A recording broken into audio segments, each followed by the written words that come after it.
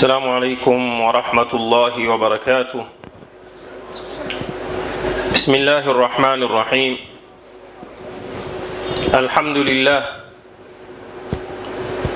الحمد لله الذي خلق الإنسان وعلمه البيان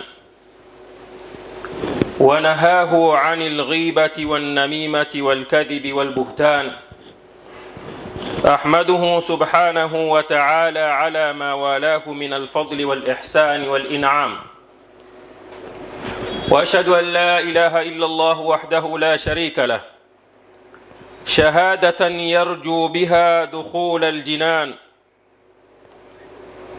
شهادة يرجو قائلها بدخول الجنان.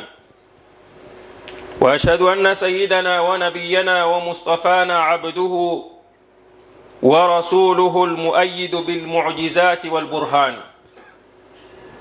صلى الله عليه وعلى آله وأصحابه أهل الصدق والإيمان والتابعين لهم بإحسان. أما بعد، يقول الله تبارك وتعالى: ما يلفظ من قول إلا لديه رقيب عتيد. Baada ya kumshukuru Mwenyezi Mungu Subhanahu wa Ta'ala na kumtakia rehma na amani Bwana Mtume Muhammad sallallahu alayhi wasallam, tumshukuru Allah Subhanahu wa Ta'ala juu ya neema zake nyingi. Moja ni kuwa tumeweza kukutana tena kwa mara nyingine katika baitun min buyuti, katika nyumba miongoni mwa nyumba zake ambazo ni misikiti, kwa sababu ya kutekeleza amri ambayo kwamba ni tukufu, nayo ni amri ya sala.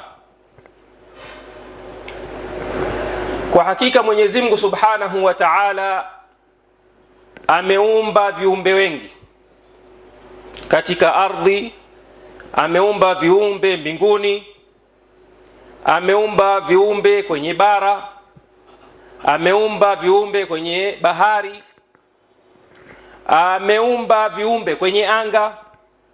Mwenyezi Mungu Subhanahu wa Ta'ala sema wa yakhluqu ma la ta'lamun, na ameumba viumbe ambao kwamba sisi wengine hatuvijui, ama pengine vimekuja kujulikana kwa sababu ya uvumbuzi ambao kwamba kila ukiendelea inapata kufahamika na kueleweka na kujulikana ya kwamba kuna viumbe katika sehemu fulani ambao kwamba lam takun ta'lam, ulikuwa hujui kabla, ima kwa kutumia vifaa ama kutumia alati na mashini za kisasa alhaditha, zinavumbua ya kwamba kuna viumbe tofauti vya Mwenyezi Mungu Subhanahu wa Ta'ala. Lakini katika viumbe wakubwa ambao ameumba Mwenyezi Mungu Subhanahu wa Ta'ala ni almalaika. Viumbe ambao ameviumba Mwenyezi Mungu Subhanahu wa Ta'ala ni aljin. Viumbe ambao ameviumba Mwenyezi Mungu Subhanahu wa Ta'ala ni wanadamu. Na Mwenyezi Mungu Subhanahu wa Ta'ala katika kuumba viumbe wote hawa, Mwenyezi Mungu Subhanahu wa Ta'ala asema hal ata ala al-insani hinun min ad-dahri lam yakun shay'an madhkura. Hakika ilimjia ama ilikuja katika ulimwengu, ama zama katika ulimwengu, ama imemjia mwanadamu zama katika ulimwengu, lam yakun shay'an madhkura, hakuwa ni kitu chenye kutajwa, ama ni kitu chenye kukumbukwa, ama ni kitu chenye kujulikana. Mwenyezi Mungu Subhanahu wa Ta'ala akaamua kumuumba mwanadamu, na Mwenyezi Mungu Subhanahu wa Ta'ala katika kuumba wanadamu akafanya ile yani kutambulisha kwa malaika, na akamuita kiumbe kama hunu khalifa. Mwenyezi Mungu Subhanahu wa Ta'ala sema inni ja'ilun fil ardi khalifa, yani amekiumba kiumbe kisha ameshakipatia sifa, ameshakipatia laqab, ameshakipatia tafdhil mbele ya viumbe wengine ambao wametangulia katika kuumbwa. Kwa hivyo maumbile ya mwanadamu ikawa ni maumbile ambayo kwamba nauia ya sampuli yake ambayo kwamba tofauti na maumbile mengine ya viumbe wengine. Mwenyezi Mungu Subhanahu wa Ta'ala sema walaqad karramna bani adam, hakika tumemtukuza mwanadamu. Mwenyezi Mungu Subhanahu wa Ta'ala asema laqad khalaqna al-insana fi ahsani taqwim, hakika tumemuumba mwanadamu katika umbile lilolingana, umbile ambalo kwamba ni zuri. Ya ayuha al-insanu ma gharraka bi rabbika al-karim alladhi khalaqaka fasawwaka fa'adalak. Ya ayuha al-insanu ma gharraka bi rabbika al-karim, ewe mwanadamu, ni kitu gani kinachokughuri kwa Mola wako ambao kwamba khalaqaka, amekuumba, fasawaka, akakufanya sawa, fa'addalaka, akakulinganisha, fi ayi suratin ma sha'a rakkabak, sura ambayo Mwenyezi Mungu Subhanahu wa Ta'ala akakuchagulia ndio akakuwekea. Alam naj'al lahu aynayn, hatukumjalia mwanadamu ya kwamba ainaini, akawa na macho mawili, walisanan wa shafataini, akawa na ulimi na midomo miwili, wahadainahu najdain. Kwa hivyo ayati nyingi ambazo zinaeleza maumbile ya mwanadamu kwamba ameumbwa kwa sampuli ambayo kwamba ni mzuri. Sasa mwanadamu kama huyu Mwenyezi Mungu Subhanahu wa Ta'ala amemuumba na viungo ama ameumuumba na a'dha ama na ajzaa mukhtalifa.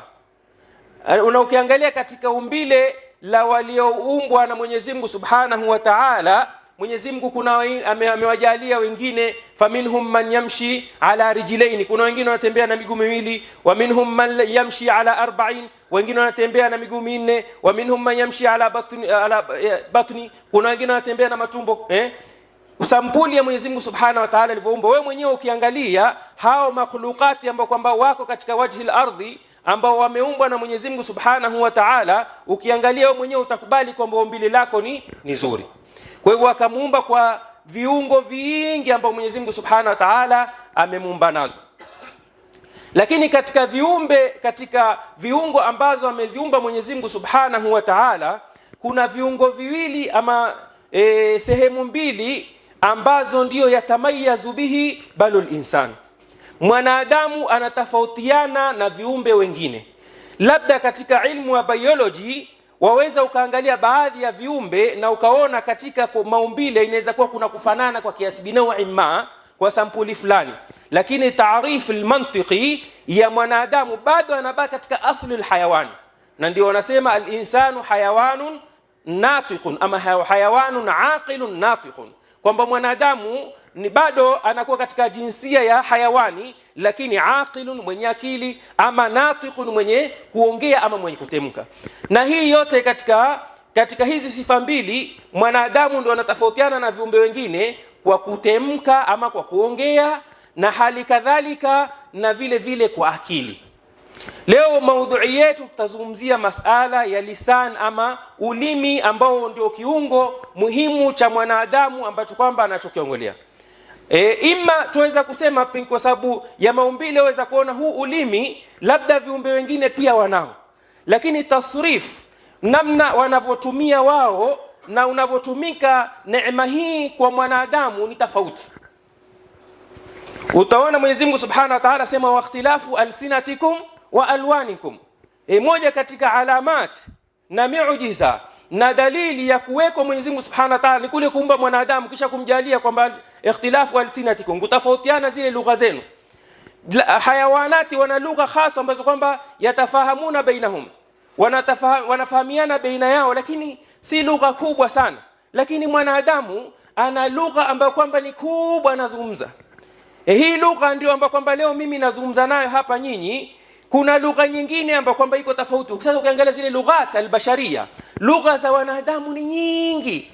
Na angalia miujiza, mwanadamu hakuumbwa kwamba amebaki katika ile lugha moja ambayo kwamba lughatul lugha ya kwamba ni ya mama. Kama mfano mimi lugha yangu, lugha ya mama ni lugha ya Kibajuni.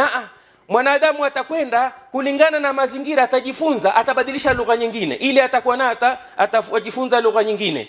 Ama kwa sababu ya ilmu atakwenda atajifunza, atapata lugha nyingine. Ule ulimi unakwenda unabadilika, unakubadilishia lugha nyingine. Ndio Mwenyezi Mungu Subhanahu wa Ta'ala akasema wa ikhtilafu alsinatikum. Moja katika alamati wujudillah ni ikhtilafu alsinatikum, kwamba zile ndimi zitofautiana.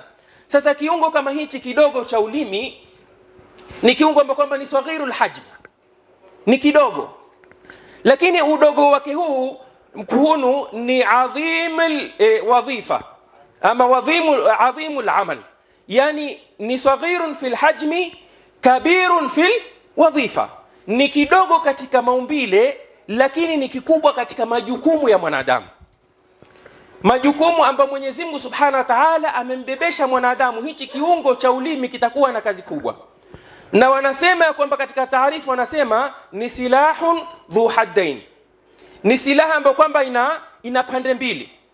Maana yake pande mbili ni kwamba ina ijabi na ina salbi, ina mazuri yake na hali kadhalika ina mabaya yake kwa upande mwingine. Na angalia kwamba ulimi katika viungo vya mwanadamu ni kitu ambacho kwamba kina muhimu mkubwa, kama sura tutakavyoeleza.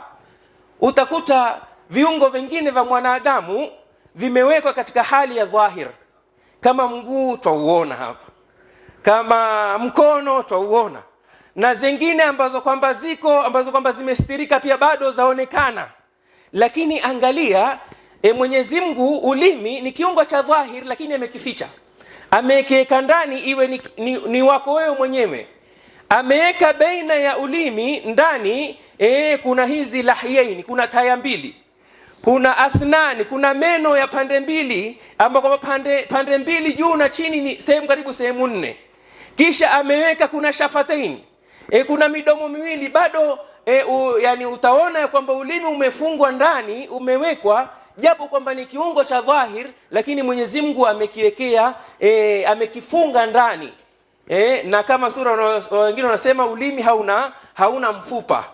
Moja ni kwamba ulimi pia nao katika sifa zake hauna mfupa, manake unabadilika, unayatakallab, yani ni haraka katika kubadilika. Hili guu ukitaka kuliinua wewe kuna uzito fulani, ama mkono, lakini kiungo cha ulimi ni kiungo ambacho kwamba yani taharuki yake na takalubi yake ni haraka.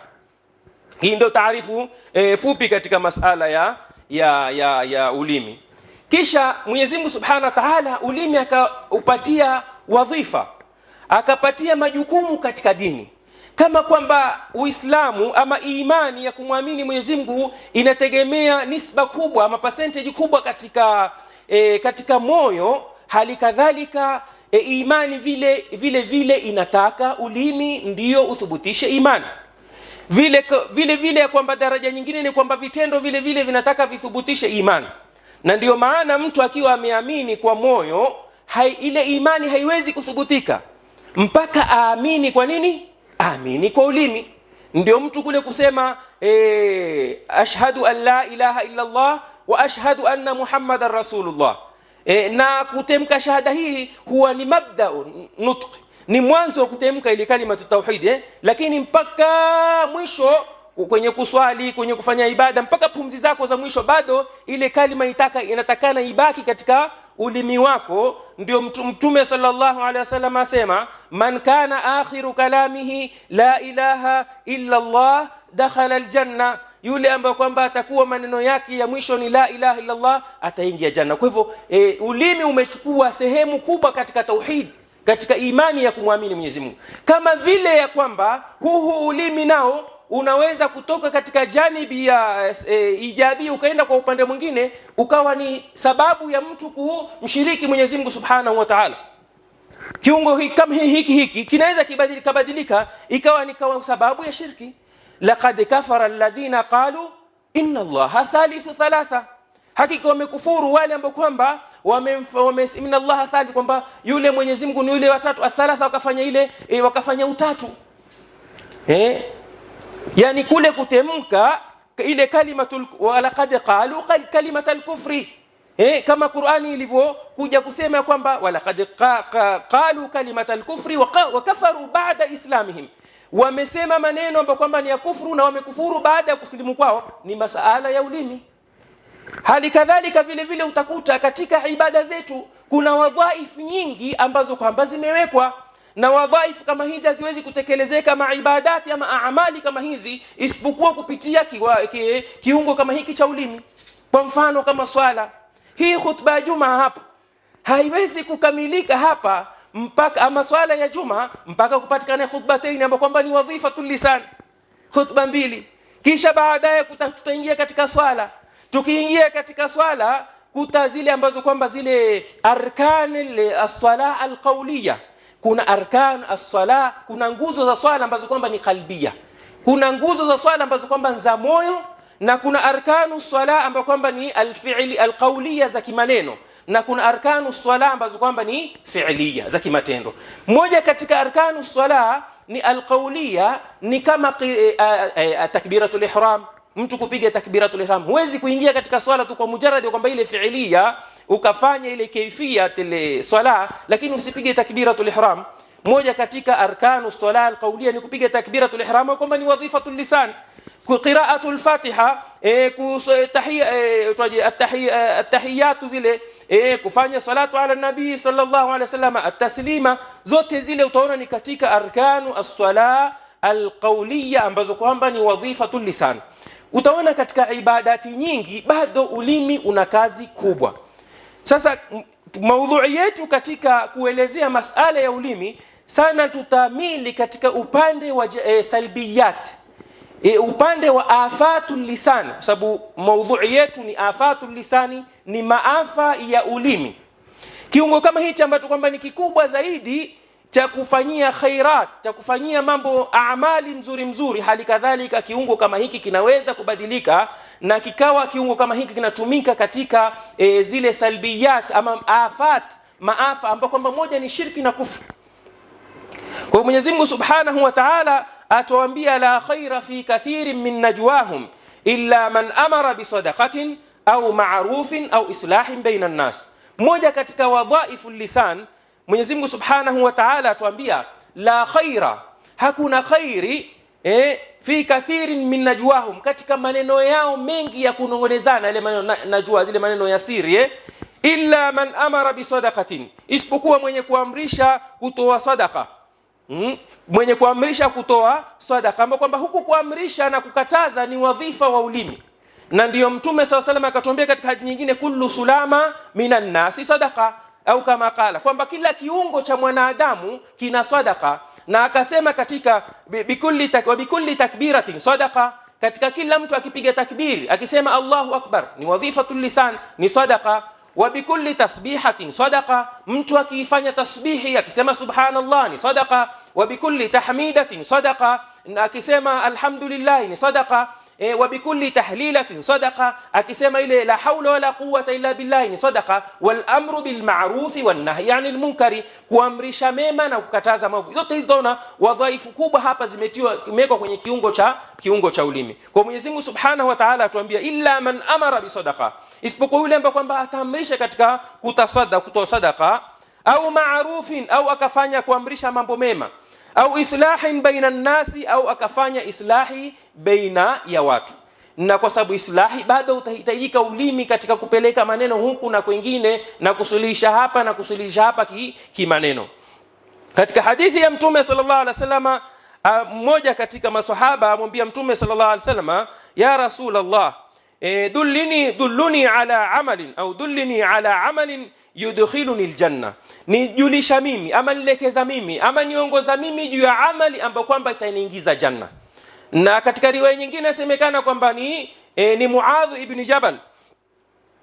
Mtume sallallahu alaihi wasallam akamwambia amsik hadha, akamuishiria ulimi na akamwambia ushike huu ulimi wako. Fa ashara ila lisanihi, Mtume sallallahu alaihi wasallam akamuishiria juu ya ule ulimi wake. Fa aada alayhi, Mtume akawa ule msahaba yomregeshea, nipatie tena ile amali, nipatie tena ile amali. Mtume sallallahu akawa yomuishiria bado kwenye ulimi wake, mpaka akafika bahali Mtume sallallahu akamwambia thakilatka ummuka, yani wewe, yani mamako aondokewe na, yani kama kwamba hii ni neno ambalo kwamba laonyesha umuhimu wa hili jambo ama uzito wa hili jambo ama uonyesha ukubwa wa mama, yani kama kuondokewa wewe, kama mama yako kuondokewa na wewe katika uzito kama huu, wala si masala ya laana haya. Hali yakubu nasu ala manakhirihim fi nar, je, watu hawatoingizwa ama hawatorushiwa ama hawatotupwa katika moto wa jahannam kwa nyuso zao, illa hasada alsinatihim, ama hasadu alsinatihim, kitu kitakachowaingiza watu katika moto zaidi ni kwamba yale mavuno ama kwamba matunda ya yale zile ndimi zao. Mtu ataongea neno, lile neno litakuwa ni sababu ya kumuingiza yeye katika moto wa jahannam. Mtu ataongea neno, lile neno litakuwa ni kumtoa yeye katika twaa kuenda katika kufuru. Mtu ataongea neno moja litamtoa yeye katika Islamu, litamuingiza katika shirki. Na katika riwaya nyingine Mtume sallallahu alaihi wasallam asema, wakati sahaba alipokuja akamweleza Mtume sallallahu alaihi wasallam, anipatie mimi katika sharia, akasema inna shara'i al-islami qad kathurat, sharia za Kiislamu zimekuwa nyingi, nipatie amali moja ambayo kwamba itaniongoza, ambayo itanipeleka mimi, itakuwa ni wepesi mimi kufanya hizi amali, ama amali yenyewe pia itakuwa ni wepesi. Mtume sallallahu alaihi wasallam akamwambia, la yazalu lisanuka ratban min dhikrillah, usiache ulimi wako ratban, kwamba ni majimaji, min dhikrillahi, ama uko na rutba min dhikrillahi, kwa sababu ya kumtaja Mwenyezi Mungu Subhanahu wa Ta'ala. Sasa sema kwamba mwenye sherehe hadithi asema, almuradu bihasaidi alsinatihim jazaa'ul kalami almuharram, ni malipo ya maneno ambayo kwamba yameharamishwa, wa uqubatihi, na yale zile adhabu zake ndio zitamuingiza mtu katika moto wa Jahannam. Kwa hivyo katika mambo, katika Mtume sallallahu alaihi wasallam asema katika kuelezea umuhimu wa ulimi, asema inna rajula la yatakallamu bil kalimati, hakika Mwenyezi mtu atazungumza juu ya kalima, la yadri la yara biha ba'san, neno kama lile la yara biha ba'san, halionei uovu wala halionei uzito wala halionei umuhimu lakini neno kama lile litamuingiza yeye, yahwi biha fi 70 kharifan fi an-nar, atatemka kalima moja, lakini ile kalima itamsukuma yeye na itamuingiza yeye katika mashimo 70, handaki 70 za moto wa Jahannam, neno moja tu ambalo kwamba ametemka. Na ndiyo salafu salih au sahaba ridwanullahi alaihim walikuwa wanachunga sana masala ya ulimi katika kuulinda na kuhifadhi ulimi. Mmoja ni Sayyidina Abu Bakar radhiallahu anhu, anasema kana Abu Bakar radhiallahu anhu yamsiku lisanahu, alikuwa akiushikilia ule ulimi wake, wayaqulu, na akiwaambia, hadha alladhi awradani almawarida, huu ulimi ndio umenipelekea mimi katika mambo, umenipelekea mimi katika matatizo, ni huu ulimi. Wa kana Ibn Abbas radhiyallahu anhu, na alikuwa Ibn Abbas radhiyallahu anhu yaakhudhu bilisanihi wa yaqulu, alikuwa akiushikilia ulimi wake akiuambia, waihaka, maangamivu ni yako wewe, qul khairan tan'am au taghnim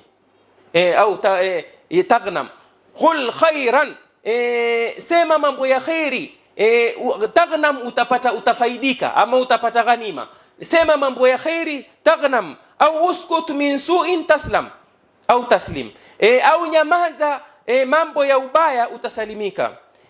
Sasa utakuta maswahaba wenyewe walikuwa wakiukanya na kuukemea ulimi wao ili usizungumze mambo mabaya. Waqila ya Ibn Abbas lima taqulu hadha, Ibn Abbas yaambiwa, mbona wewe waongea na ulimi wako, waambia maneno haka? Qala, sema, innahu balaghani, hakika imenifikia mimi, anna al-insana, hakika mwanadamu, laysa ala jasadihi shay'un, hakuna katika mwili wake chochote, ashaddu ghalidhan, ama ashaddu ghalidhan min lisanihi, hakuna kitu kizito katika mwili wa mwanadamu kuliko kiungo cha ulimi wake, na illa man qala bihi khairan au amla bihi khairan, isipokuwa yule ambaye kwamba atasema na ataongea kutokamana na ulimi wake mambo ya khairi, au amla bihi khairan, au atajaza khairi katika zile wadhaif ambazo Mwenyezi Mungu Subhanahu wa Ta'ala amezitaka katika kufanyiwa ulimi. Mmoja ni Al-Qur'anul Karim, ni kusoma Al-Qur'anul Karim, dhikrullah, kumtaja Mwenyezi Mungu Subhanahu wa Ta'ala, ad-du'a, kufanya dua. Hali kadhalika vile vile kama tulivyoeleza katika mukaddima, al-amru bil ma'rufi wan nahyi 'anil munkari, kuamrisha mema na kukataza maovu, al-islahu baina an-nasi, kufanya kusuluhisha baina ya watu. Haya ndio mambo ya khairi ambayo kwamba natakana mtu ujipambe ule ulimi wake. Kana Ibn Mas'ud radhiyallahu anhu, alikuwa Ibn Mas'ud radhiyallahu anhu yahlifu billah, alikuwa kiuapia hasa ule ulimi wake akisema, billadhi la ilaha illa huwa, na hapa kwa yule ambaye kwamba hakuna mola anayepasa kuabudiwa kwa haki isipokuwa yeye, ma ala al-ardi shay'un ahwaju ila tuli sijni min al-lisan, hakuna kitu ambacho kwamba kinahitaji zaidi kufungwa yani kutiwa jela na kufungwa zaidi kama ulimi. Na ndio tukaeleza kwamba ulimi kuna ile mzunguko wa viungo ambao kwamba umezunguka ule ulimi ukawekwa ndani. Kwa sababu nini? Ile mtu kabla ya kutemka lile neno, basi lazima ulimi mdomo wake utaharak, lazima hizi taya zake zitaharak, lazima meno yafunguke, ndio kile awe na ile habsi, awe na kile kifungo ya kwamba yeye hana huru katika kutemka. Na ndio maana Mwenyezi Mungu ametuwekea ule ulimi ndani, ili kwamba si huru kwamba sisi tutemke kile tunachokitaka. Kwa hiyo Ibn Mas'ud anathibitisha maneno haya akisema kwamba hakuna kitu ambacho kwamba kinafaa kifungiwe zaidi, hakuna kitu ambacho kwamba kinafaa kifungiwa jela zaidi kama ulimi wa mwanadamu. Na ndio maana utaona sasa hivi mara moja unaweza ukaingia ndani na ukafungwa na ukawa hii jela ambayo kwamba ya kawaida ya serikali kupitia hiki kifungo chako cha ulimi. Utaenda ima utazungumza ubaya wa serikali, utashikwa. Utaenda utazungumza ubaya wa jamii, utashikwa. Utaenda uzungumze ubaya, mama utachochea katika masala ya dini, utashikwa.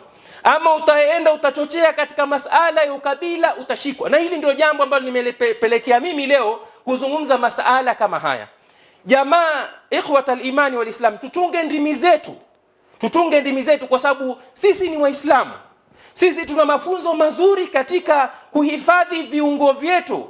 Zaidi tuna mafunzo mazuri kutoka kwa Al-Qur'anul Karim na kutoka kwa Mtume sallallahu alaihi wasallam, namna ya hifdhul jawarihi, ama namna hasatan hifdhul lisan. Isipelekea kwamba sisi ni Waislamu lakini sisi tuongea tunachokitaka.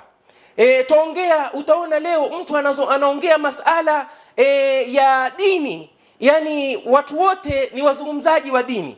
Hangojewi imamu na shekhe na khatibu leo amesema nini, kwa sababu mitandao tayari imezungumza dini kwa namna wanavyotaka wao, bila ya kuchunga dhawabitu sharia, dhawabit za kisharia, bila ya kuchunga dini inasema nini, Mwenyezi Mungu anasema nini na Mtume sallallahu alaihi wasallam anasema nini. Kwa hivyo watu leo wametosheka, kwa sababu watu wote ni wanazuoni, watu wote ni mashekhe, watu wote ni maimamu, watu wote ni mufti, watu wote waongea. Utaona mtu yuazungumza baada ya dini, mtu azungumza masala ya jamii, kama kwamba jamii kwani imekosa viongozi, amba kwamba sisi tukiinukia ikiwa kuna jambo la jamii, ni jamii isimame iongee. Na jamii ina wanaume na jamii ina shuyukh. Ndio kutaona katika barlamanati zingine bado majlisu shuyukh zinaitwa majlisu shuyukh, yani kuna mashekhe, kuna wazee, kuna maimamu. Si kila mtu anaongea kwamba hiki ni hivi na hiki ni hivi, anaamrisha hivi na akataza hivi. Utaona mtu yoongea kuhusiana masala ya utabibu, pengine anaangamiza watu badala ya kupatia watu tiba. Mwingine anaongea masala ya jamii na makabila, anazozesha jamii hii na jamii nyingine. Sasa haya ni masala. Kitu gani kimepelekea huku? Kwanza ni kwamba kuna kitu ambacho kwamba kimetupelekea ni hurriyatu ta'bir. Yani ile kwamba tunaambiwa ya kwamba kile kipengele cha hurriya at-ta'bir, yani uhuru wa mtu wa kujieleza. Sasa utaeleza yako, utaeleza na mwingine, na ya mwingine, utaeleza na ya dini, utaeleza na ya jamii. Kitu chengine katika hurriyat at-ta'bir iko katika Uislamu, lakini hurriyat at-ta'bir inatunga huquq. Kuna haqullah, kuna haki ya Mwenyezi Mungu, kuna haki ya dini, kuna haqul ibad. Unajieleza kwa namna ambayo kwamba bado kuna hukuki ambazo kwamba zitakuwa zimekuzunguka. Kwa hivyo uhuru wa kujieleza huko, lakini kwa namna fulani.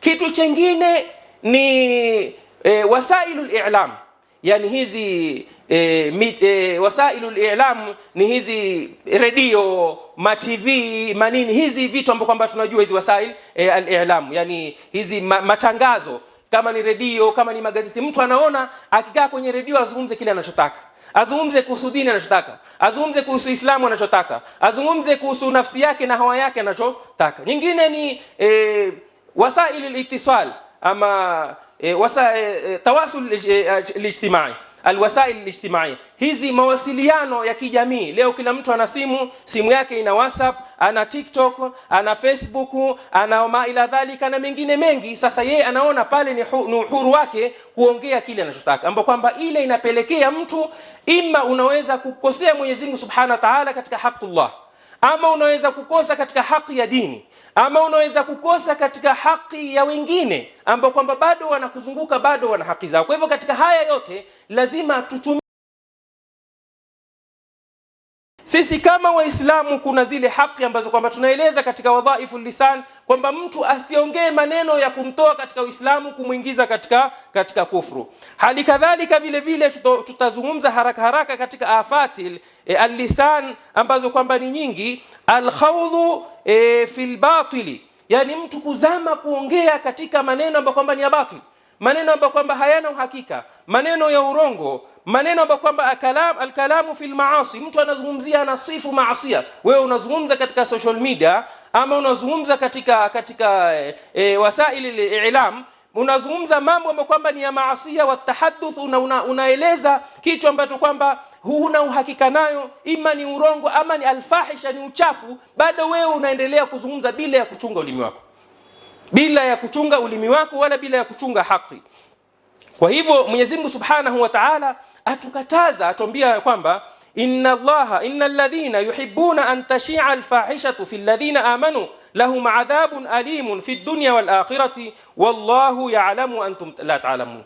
Wale ambao kwamba wanapenda an tashi'a alfahishatu, kueneza uchafu wa kimaneno, kueneza uovu, kueneza urongo, fil ladhina amanu, kwa wale ambao kwamba wameamini, lahum adhabun alim, watakuwa na adhabu ambao kwamba ni kubwa. Na aya hii ilishtuka wakati wa hadithul ifki, wakati watu, baadhi ya watu miongoni wengine wakawa ni waumini wengine wanafiki, walipomzulia as-sayyida Aisha radhiallahu anha maneno ya urongo, Mwenyezi Mungu Subhanahu wa Ta'ala akateremsha hii aya kukataza kwamba watu, haifai watu kuzuliana maneno ya urongo. Hali kadhalika vile vile jambo lingine ni at-takallumu bil fuhshi, kuzungumza maneno ya machafu, wasab, na vile vile mtu kutusi watu, walbadhaati, na maneno machafu, maneno mabaya vile vile, washatmu, na kutukana. Fa inna ba'dha an-nas, hii imekuwa ni ada, baadhi ya watu wakikaa katika sehemu ama wakikaa katika na watu wengine, basi wazungumze ubaya na uovu wa watu wengine, na vile vile walani watu wengine. Mtume sallallahu alaihi wasallam akataza, akasema la'nul mu'mini ka qatlihi, mtu kumtukana mtu ama kumlaani mtu, ka qatlihi, ni kama vile vile kumpiga ama vile vile kama kumuua. Mtume sallallahu alaihi wasallam asema laysa almu'minu bit-ta'an, mu'mini si yule ambaye kwamba mwenye kutafuta aibu za watu. Ta'an imetumika kalima ta'an, mtu mwenye kuangalia aibu za watu, wala la'an, wala mtu ambaye kwamba mwenye kulaani watu, wala alfahish, mtu ambaye kwamba kuzungumza maneno machafu, wala albadhi. Na hali kadhalika Mtume sallallahu alaihi wasallam, walaqad, Mtume sallama amekataza neno la kulani, walaqad la'anat imra'atun, hakika mwanamke alimlani tu mnyama ambaye kwamba ni annaqata laha.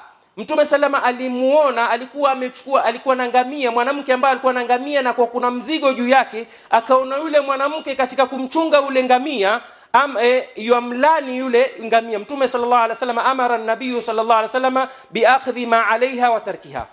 Mtume sallallahu alaihi basi chukueni mzigo, mwacheni huyu, kwa sababu faqala Mtume sallallahu asema la yashabuna naqatan mal'una, sisi hawezi kusuhubiana na sisi ngamia ambao kwamba wa mwanamke tayari ameshamlaani, ngamia aliyolaaniwa. Mtume amekataza kwa ulimi hata mtu kumlaani mnyama. Je, angalia sisi namna gani tunalaaniana baina ya sisi kwa sisi, ama mtu analaani bibi yake, ama vile vile mama analani watoto wake, ambao kwamba ni amrun sha'i', ni jambo ambalo kwamba limeenea katika jamii yetu. Hali kadhalika min afati lisan, moja katika afa za ulimi, kathratul mizah, ni kule mtu kufanya mzaha ule, yani maneno ile ya jokes, maneno ya matani ya mzaha, mpaka al-ifrat, kuvuka mipaka, mpaka mtu kufika katika maneno ya urongo, yani unazungumza mzaha mpaka nyinyi mnaongea maneno ya urongo. Walmudawamati alaiha, na vile vile mtu akawa kila ukimuona yeye hakuambii maneno ya ukweli wala hakuambii maneno mazuri, bali anakuambia maneno ya mzaha.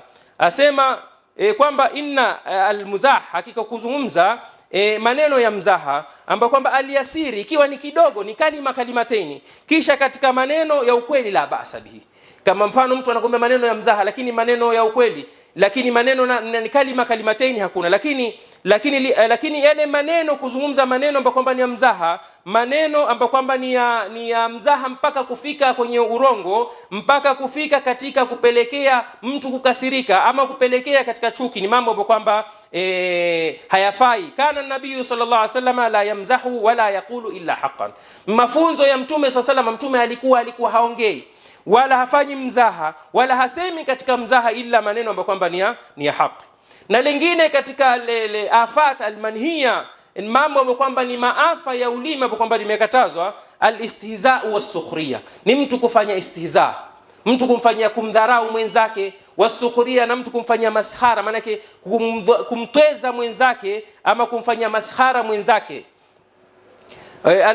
Walbahthu an auratihi, mtu akawa sasa anafuata zile aurati nnas au aurati akhi, zile aibu za mwenzake kuzifuata. Na kwa hali kadhalika vile vile Mwenyezi Mungu Subhanahu wa Ta'ala atuambia, alladhina amanu la yaskhar qaumun min qaumin asa an yakunu khayran minhum wala nisaa'un min nisa'in asa an yakunna khayran minhunna wala talmizu anfusakum wala tanabazu bil alqabi bi'sa ismu al fusuq ba'da al iman wa man lam yatub fa ulaika humudh dhalimun. Utaona hizi ayati zote kuanzia la yaskhar qaumun min qaum, na utaona ayati hizi kwanza zimeeleza masala ya vita, masala ya watu kugombana, masala ya watu kuzozana, ambapo kwamba asili yake inatokamana na huu ulimi.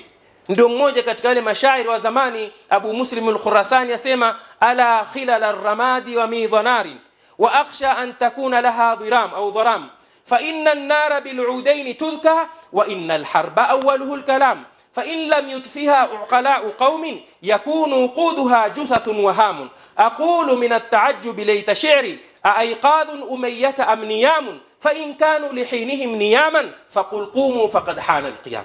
Mmoja asema ala khilal ar-ramad, naona mwisho wa jivu, yani vitu vishachomeka mpaka imebaki jivu. Wa midhanari, na baki ya mroromo wa moto, wa midhanari, na naona baki ya moto. Wa akhsha an takuna laha, mwanzo wa moto. Wa akhsha an takuna laha dhiramu, naogopea sije kwa moto ukaroroma, yani ukatoka ukawaka ule moto. Fa inna an-nara bil-udaini tudhka, hakika moto bil-udaini tudhka, moto huwashwa kwa vijiti viwili ama kwa vikuni viwili vidogo, moto huwashwa. Wa innal harba awwaluhu al-kalam, na hakika vita mwanzo wake ni maneno. Tuchunge ulimi wetu na wa innal harba awwaluhu al-kalam, na vita mwanzo wake al-kalamu ni maneno. Al-fitnatu na'imatun la'ana Allahu man ayqadhaha, fitna imelala, la'ana Allahu man ayqadhaha, Mwenyezi Mungu amlani yule ambaye kwamba ameyamsha fitna kama hiyo. Ndio ule mmoja alioa mke, ule mke aitwa Fitna. Alipokuwa ule mwanamke aitwa jina, angalia mara nyingine musite majina ya watoto majina ya vioja, akawa yoitwa Fitna. Sasa ule Fitna alipoingia katika nyumba yake, akamwona mwanamke vituko akawa amelala ule Fitna. Sasa akaingia mmoja katika wale watu wa mke, wanamuuliza aina al-Fitna, Fitna uko wapi? Asema alfitnatu naimatun la'ana Allahu man ayqadhaha, huyo fitna kweli huyo naimatun, sasa amelala, mwacheni. La'ana Allahu man ayqadhaha, Mwenyezi Mungu amlani yule atakaye kumwamsha.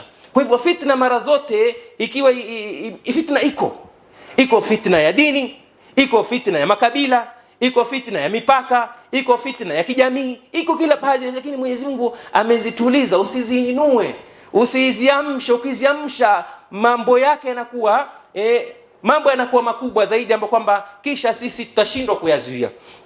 Kwa hivyo moja ni ile watu kufanya istikhria, kwa dharau. Ukamwita huyu kabila huyu ni kadhaa, ukamwita huyu kadhaa. Mwenyezi Mungu Subhanahu wa Ta'ala asema ya ayuhan nasu inna khalaqnakum min dhakarin wa untha waja'alnakum shu'uban wa qabaila lita'arafu inna akramakum 'inda Allahi atqakum inna Allaha alimun khabir. Mwenyezi Mungu Subhanahu wa Ta'ala atuambia ayuhan nasu, enyi watu.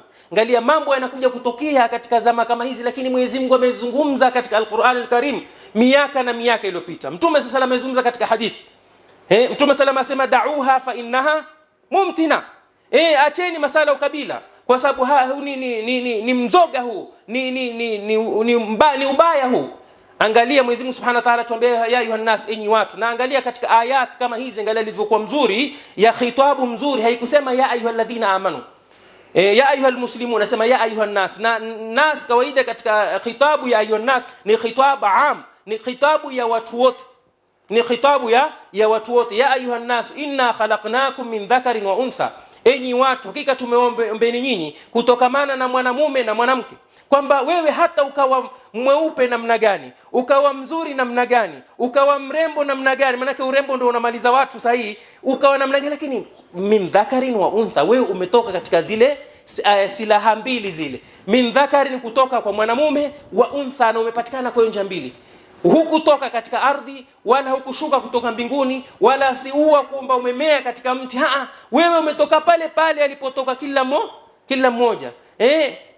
Wanasema katika zile sehemu mbili ambazo kwamba zinatoka uchafu, lakini Mwenyezi Mungu amekupitisha hapo hapo, min dhakarin wa untha waja'alnakum shu'uban wa qabaila, na tukawajalia nyinyi mapote wa qabaila, na makabila. Kila mtu ana kabila lake. Mimi nina kabila langu hapa, na vile vile mimi nina jamii yangu, na vile vile mimi nina ukoo wangu, vile vile mimi nina familia, na kila mmoja ana hivyo.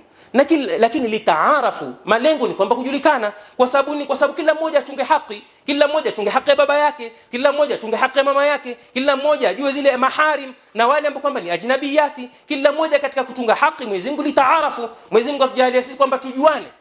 Kwa hivyo ile taarufu ni kwamba katika ile kila mmoja aheshimu mwingine, kumheshimu mwingine. Kwa sababu zile jamii zijuane. Ndio utaona hata katika masala ya mzozo wa ndoa, Mwenyezi Mungu sema fab'athu hakaman min ahliha wa hakaman min ahli, lazima atafutwe kiongozi kutoka huku na hakimu kutoka huku. Kwa sababu nini? Jamii lazima kila mtu ana jamii yake. Leo kabila fulani imekosea, lazima kuna viongozi katika jamii. Leo jamii fulani imekosea, lazima kuna kiongozi. Leo familia fulani kuna mambo, lazima kuna familia. Ndio Mtume salama alikuwa kuna mambo fulani ya kifamilia, wale familia yake ndio kisimama. Kwa hivyo ni masala ambayo kwamba katika dini yameelezwa. Inna akramakum inda Allah, lakini mkija katika utukufu, mkija katika ukubwa, akramakum, hakika karimu zaidi, mtukufu zaidi, inda Allah, mbele Mwenyezi Mungu Subhanahu wa Ta'ala, atqakum, ni ule mchaji Mungu zaidi. Na ndio katika ni'matul Islam, inna ad-dina inda Allah al-Islam, hakika dini mbele ya Mwenyezi Mungu Subhanahu wa Ta'ala ni Uislamu. Ni kwamba Mwenyezi Mungu amejalia katika Uislamu kila kabila yuko katika Uislamu. Sasa wewe utakapopiganisha watu kwa njia ukabila, unataka Waislamu wapigane, madhara yake itakuwa ni kwa sababu bado mimi katika jamii yangu kuna Muislamu na sio Muislamu, na bado katika kabila nyingine kuna Muislamu na sio Muislamu, na inakaa hata inawezekana ikawa ndugu moja, lakini wengine ni Waislamu, wengine sio Waislamu. Tutapiganisha namna hiyo? Ama ni hudud, ama ni mipaka ambayo kwamba imewekwa na sharia ya nchi, ukawatapiganisha watu mpaka huu kwa mpaka huu. Je, wewe kule kuna ndugu zangu na huku kuna ndugu zangu, huku kuna jamii yangu na huku kuna jamii yangu, sasa wataka jamii ile jamii hii pigane kwa sababu mpaka? La, sio maamrisho ya dini, wala dini imekataza masala kama hayo. Kwa hivyo ikija masala kama hayo, sisi Waislamu huwa tofaa tukae kipawa mbele katika kusuluhisha na katika kutekeleza zile hukuki za ndugu zetu. Kuna haki ya Muislamu kwa Muislamu, kuna haki ya Muislamu ambaye kwamba bado ni Muislamu kisha ni ndugu yako, ni haki ya pili. Kuna haki ya mtu ambaye kwamba Muislamu na sio Muislamu. Kwa hivyo hizi ni hukuku ambazo kwamba Uislamu umetufundisha, na sisi kama jamii ya Kiislamu yafaa tuwe mbele katika kusimamia hukuku kama hizi, na katika kuleta islahi katika jamii, na katika kuondosha mizozo ambayo kwamba inapatikana katika jamii, kwa sababu sisi kama Waislamu tuna mafunzo mazuri, na sisi kama Waislamu ndio ambao tunafaa hali kadhalika katika mambo haya sisi tuwe kipawa mbele katika kuonyesha ya kwamba isiwe kwamba mtu anaweza kuwa amesilimu kisha akaona jamii fulani inapiga jamii fulani, mimi nimesilimu, ama ukamtoa kama kule Falastini na Israeli, mtu akisilimu itwa Falastini, mtu kama hakusilimu itwa Israeli. Tusifanye hivyo. Kwa sababu ndani katika jamii kuna watu wameingia ni kama wageni wale, ghuraba al-Islam ama almuallafatu fil Islam. Sasa wale tutawapatia picha gani sisi ya kwamba mfano jamii fulani inapiga jamii fulani kwa sababu ya kabila, jamii fulani inapiga jamii fulani kwa sababu ya... Kwa hivyo tuacheni mizozo ya kidini, tuacheni mizozo ya kijamii, tuacheni mizozo ya kifamilia, anaisha ikhwana, mtu aishi kama ndugu. Maudhui yamekuwa marefu, nitasema kitu kimoja. Al-ukhuwa, undugu, kuna sampuli tatu. Kuna al-ukhuwa al-adamiyya, kuna undugu wa kibinadamu kwamba kama aya tulivyoitanguliza, na dalilu dhalika ni neno ya ayuhannasu inna khalaqnakum min dhakarin wa untha. Hii inaitwa al-ukhuwa al-adamia, undugu wa kibinadamu, madamu sisi ni binadamu sote ni ndugu moja. Kisha kuna al-ukhuwatul imania, undugu wa kiimani. Undugu wa imani ni undugu wa Uislamu. Kisha vile vile kuna al-ukhuwatun nasabi wal aqaribi, kuna undugu sasa wa kinasaba, ule ambao kwamba huyu ni mtoto wangu, ni ndugu yangu, ni ami yangu. Kwa hivyo katika hizi zote bado kuna undugu ambao kwamba yafaa sisi kama Waislamu tuwe tunaweza kuuchunga. Mwenyezi Mungu atujalie min alladhina yastami'una alqawla fayattabi'una ahsana. Rabbana taqabbal minna innaka antas samiul alim wa tub alayna innaka antat tawwabur rahim.